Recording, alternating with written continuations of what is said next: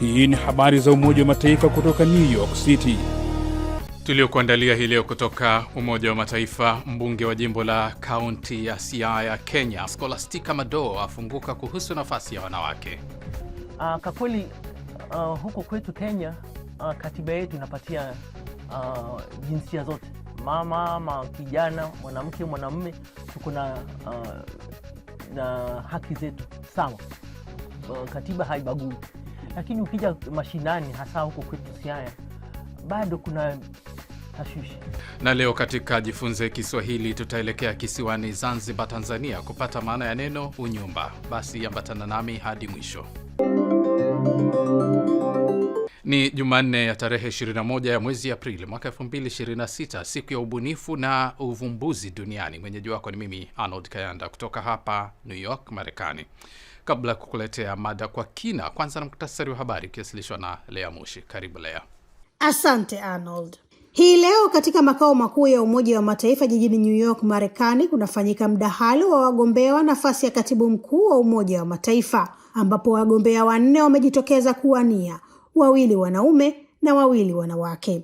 Wagombea hao ni Michelle Bachelet kutoka nchini Chile, Rafael Gross kutoka nchini Argentina, Rebecca Grinspan kutoka Costa Rica na Macky Sall kutoka nchini Senegal. Wakati huo huo, rais wa Baraza Kuu la Umoja wa Mataifa Annalena Baerbock amesema mchakato wa kumchagua katibu mkuu mpya wa Umoja wa Mataifa ni hatua muhimu itakayoamua mwelekeo wa taasisi hiyo na mustakabali wa ushirikiano wa kimataifa. Akizungumza na waandishi wa habari katika makao makuu ya Umoja wa Mataifa jijini New York, Marekani, kabla ya kuanza kwa mdahalo huo wa wazi, Baerbock ameeleza kuwa uchaguzi huo una umuhimu mkubwa duniani kote, akigusia maisha ya zaidi ya watu bilioni 8. Uamuzi huu si wa kiutawala tu, bali ni ujumbe kuhusu maadili na mwelekeo wa Umoja wa Mataifa katika kukabiliana na changamoto za dunia ya leo.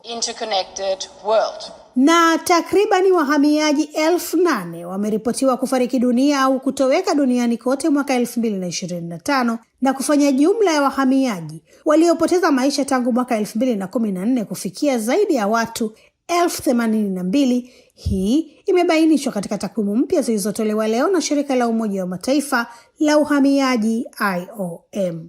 Takwimu hizo pia zinaonyesha athari kubwa kwa familia, ambapo takribani watu 340,000 wameathirika moja kwa moja, na IOM inaonya kuwa njia za uhamiaji si salama na zinazidi kuwa hatari. Mwisho wa muktasari wa habari. Asante sana Lea Mushi kwa kutuletea muktasari wa habari. Hapo baadaye katika kipengele cha Jifunze Kiswahili utamsikia mtaalamu wetu Daktari Mwanahija Ali Juma. Salia papo hapo tafadhali.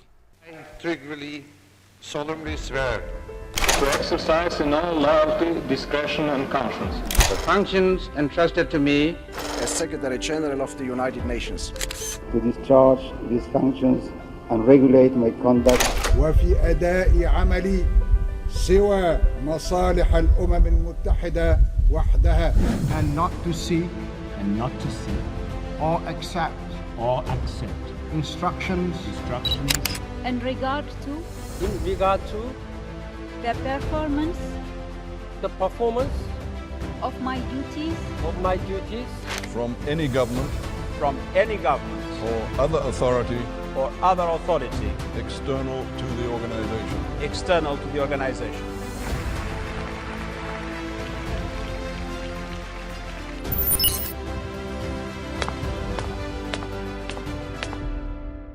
Ni habari za Umoja wa Mataifa kutoka hapa Marekani kupitia katika channel yetu ya YouTube Habari za UN na pia katika televisheni wa shirika. Na unaweza kutembelea wavuti wetu news.un.org/sw kwa taarifa na makala. Mimi ni Arnold Kayanda. Tunasonga mbele na sasa ni wasaa wa mada kwa kina. Haki za kisheria kwa wanawake ni moja ya nguzo kuu ya kuhakikisha wanapata usawa na kuchukuliwa kwa hatua za kulinda haki zao. Hiyo ilikuwa kauli mbiu ya mkutano wa 70 wa kamisheni ya hali ya wanawake duniani CSW70 uliofanyika mwezi uliopita. Leo katika mada hii kwa kina, Flora Nducha wa idhaa hii anazungumza na mmoja walioshiriki mkutano huo, Mercedes Scholastica Madowo. Huyu ni mbunge katika bunge la kaunti ya Siaya, akiwakilisha kata ya South East Alego jimbo la magharibi mwa Kenya, ili kuangazia kile anachokifanya kwenye kaunti yake kuhakikisha wanawake wanapata haki zao. Ungana nao. Tukija sasa huko kwenye kaunti yako ya Siaya, wewe kama mbunge una wajibu mkubwa sana kwenye watu wako wa Siaya. Unafanya nini kuhakikisha wanawake wa Siaya wanapata haki zao za msingi na haki za kisheria? Asante sana. Huko kwetu Siaya, kwanza wacha nianzie kusema kwamba uongozi wa kina mama bado uko chini. Mimi ni mmoja wa kina mama 4 tu ambao tumechaguliwa katika bunge letu la Siaya. Ward yangu ambayo nimesimamia inaitwa South East Alego. Kwa kweli huko kwetu Kenya, katiba yetu inapatia jinsia zote, mama, kijana, mwanamke, mwanamume, tuko na haki zetu sawa. Katiba haibagui. Lakini ukija mashinani, hasa huko kwetu Siaya, bado kuna tashwishi. Kuna mila zetu za Wajaluo. Mila zinasema mama hana haki ya kurithi. Msichana hana haki ya kurithi mali ya babake. Mama hana haki ya kurithi mali ya mume wake, for example, kama mume amekufa. Kwa hivyo kama ameolewa huko hana chake, manake hata haki yake hana wakati bwanake hayuko. Pengine bwana akifa, amebaki mama mjane, hana haki. Kwa sababu gani? Ni sababu ya mila zetu. Mila bado zimetenga kina mama. Kina mama wanaonekana tu, lakini hawajapewa nguvu. Kwa hivyo ijapokuwa kuna katiba ambayo inasema vizuri, kuna sheria ambayo inasema kina mama wako na haki sawa, huko kwetu Siaya bado ni jambo gumu na ni jambo sugu. Na mimi kama mbunge wa hilo eneo nimeshakuwa na vikao vingi ili kuelimisha, kuhamakisha kina mama, kuhamakisha kina wazee, hasa wazee ambao wameshikilia mila, hawataki kubadilika. Nimekuwa na vikao kwangu mara nyingi ya kuwaelimisha, kuambia kwamba hii ni katiba inasema hivyo, na kila wasichana, kina mama wana haki yao. Na hili unaona limeanza kuleta matunda yoyote, ama wameanza kuelewa na kuacha hizi mila za kuona kwamba mwanamke hastahili kuwa na umiliki wa kitu chochote? Kwa kaunti yangu yetu ya Siaya, nimekuwa mstari wa mbele kupigania haki za kina mama, hasa haki za wajane ambao ndio wao wanafinyika zaidi, kwa sababu ni wao wanaachwa na watoto wa mayatima, hawana empowerment, hawana kazi, tegemeo lao hasa ni kupitia mambo ya kulima, na hawezi kulima kama hawana hati ya hayo mashamba, hawayamiliki. Kwa hivyo nafurahi sana kwamba tumepiga hatua. Kama Siaya ndio kaunti ya kwanza katika Kenya, tumeweka tumeweka sheria ya kulinda wajane, inaitwa Siaya Widows Bill 2025. Sheria mwaka 2025 kulinda wajane, ambayo mimi ndio champion. Na katika hiyo sheria tumeweka mikakati ya kusaidia wajane. Kwanza kuna element ya kuelimisha. Itabidi tuende round tuelimisha, maanake ni itikadi zetu. Hauwezi kuamka siku moja ukabadilisha behavior ya watu. Na tunataka wajane bado waishi katika hizo boma zao.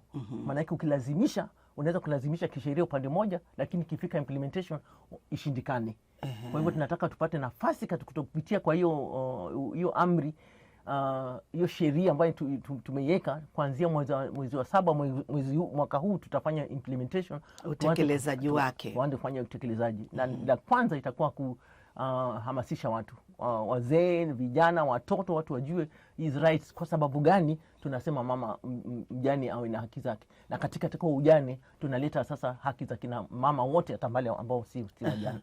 So hiyo ni milestone ambayo ni Siaya ya kwanza, imekuwa ni county ya Kenya ya kwanza peke yake ambayo imeshakuwa imeweka sheria kama hii.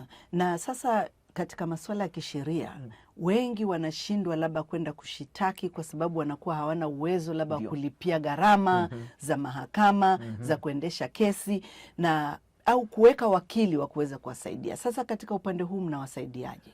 Asante sana. Maanake huo mjadala ambao nimefanya tukawa na sheria hiyo ili tupatie nafasi tukafanya kazi na vitengo tofauti including kitengo cha court, mahakama, kitengo cha mahakama, na tumekuwa na nafasi mimi pamoja na wenzangu tukashirikiana na mahakama ya Siaya, tukasema tupeleke mahakama kwa watu, kwa grassroots, mashinani. Tumekuwa tunafanya vitu vinaitwa legal aid mashinani, msaada wa kisheria, na katika hiyo partnership hayo ushirikiano na mahakama wametuwekea mawakili ambao wamekubali, wamejitolea kutoa services zao bure, pro bono, inaitwa pro bono services.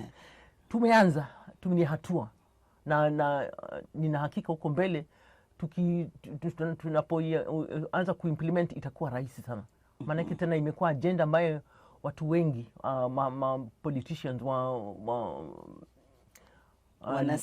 wanasiasa wengi wame embrace, wameikubali, na tayari inaanza kuenea katika maeneo mengine katika Siaya yetu. Serikali ya Kenya ifanye nini kuhakikisha haya malengo ambayo Umoja wa Mataifa unayoyataka, kuhakikisha kila mwanamke anakuwa na haki ya kisheria, lakini vile vile haki za msingi? Nini kama serikali ya Kenya mkishirikiana na nyie wabunge wa kaunti mkifanya hili, ndoto ya mwanamke itatimia? Nini kifanyike? Wazungu sema where there's a will there's a way. Mahali ambapo kuna nia pana njia. Na nia hiyo, mimi kama mwakilishi wa mbunge wa Siaya nimeona kuna nia ya serikali. Kenya pia tuko na Attorney General, mara ya kwanza ni mama. Chief Justice mara ya kwanza ni mama. Najua na nina uhakika kwamba kina mama mabadiliko yanakuja. Lazima tuwe na imani, wanawake wa Kenya, wanawake wa Siaya, kwamba si bure tu kwamba Mungu ametupatia nafasi hii kwamba sisi ndio tumeshikilia viti vikubwa kama kina mama, vitu vikubwa vya sheria katika Kenya. Na tunajivunia kama Wakenya, kama wamama wa Kenya. Tutoke, tusiwe na uoga, maanake huku juu tuko na protection. Na hata rais wetu amekuwa akiongea kila mara, akasema what a man can do a woman can do even better. Kwa hiyo kile ambacho mwanamume anaweza kufanya, mwanamke anaweza kufanya kwa ubora zaidi. Na hiyo ndio message yangu ya kuwapatia kina mama motisha. Tusinyanyaswe na tunyamaze. Kuna issues mingi za tunaisha gender based violence, ukatili wa kijinsia ambayo inafanyikia kina mama katika sekta zote. Mama akienda kwa biashara anadhulumiwa. Wanafanya biashara ndogo za kuuza kidogo mahali akiwa hapo, kwa sababu jinsia yake anaonekana ni mdhaifu. Mwanamume mwanamume ambaye ni jinsia yake ni ya nguvu anamdhulumu. Na mara nyingi hata waume wenyewe hajui ni dhulma. Kina mama wenyewe saa hiyo, maanake wamezoea, wamekuwa na uzoefu, hawajui kama huo ni dhulma. Saa ingine tunatumiwa kama si nguvu. Gender based violence inatumika kwa sababu ya culture, tamaduni zetu. Na kwa vile tumezizoea tunasema hivi ndio tunafanya, lakini ukiangalia kwa makini wakati huu sasa imekuwa ni gender based violence. Asante sana na kushukuru sana. Asante sana kwa nafasi hii. Shukrani sana Masitisi Scholastica na Flora Nducha kwa mahojiano hayo, na kwa hakika penye nia pana njia. Sasa umewadia wasaa wa kujifunza lugha ya Kiswahili, na hii leo mtaalamu wetu Daktari Mwanahida Ali Juma, katibu mtendaji wa Baraza la Kiswahili Zanzibar nchini Tanzania, BAKIZA, anafafanua maana na matumizi ya neno unyumba. Unyumba ni hali ambayo inatazamiwa kuwa mtu, mwanamke na mwanamume kuishi kwao pamoja, tunaita unyumba. Ni ile hali ambayo inatokea panapokuwa pana ndoa baina ya watu wawili. Na ukisikia watu wanaishi kinyumba, yaani wanaishi kama mke na mume. Ikiwa wanaishi kinyumba, ina maana hao hawajaoana. Lakini unyumba ni hali ya kuishi mke na mume kwa pamoja, na hii huwa mke na mume walioana kindoa. Shukran sana Daktari Mwanahija Ali Juma kwa ufafanuzi huo. Basi nami kufikia hapa na kunja jamvi leo, lakini tukutane tena Alhamis kwa jarida lingine la video, na kwa upande wa kipindi cha redio ni kila siku. Kwa hivyo kesho Jumatano utapata habari za Umoja wa Mataifa. Hata hivyo, kwa sasa unaweza kutazama habari na video nyingine kwenye channel yetu ya YouTube Habari za UN, na katika ukurasa wetu wa X jina ni hilo hilo Habari za UN. Kumbuka pia kupakua app yetu ya Habari za UN katika Play Store na App Store. Kwa niaba ya wote walioshiriki kukuletea jarida hili, mimi ni Arnold Kayanda na kutakia amani na kwaheri kutoka New York, Marekani.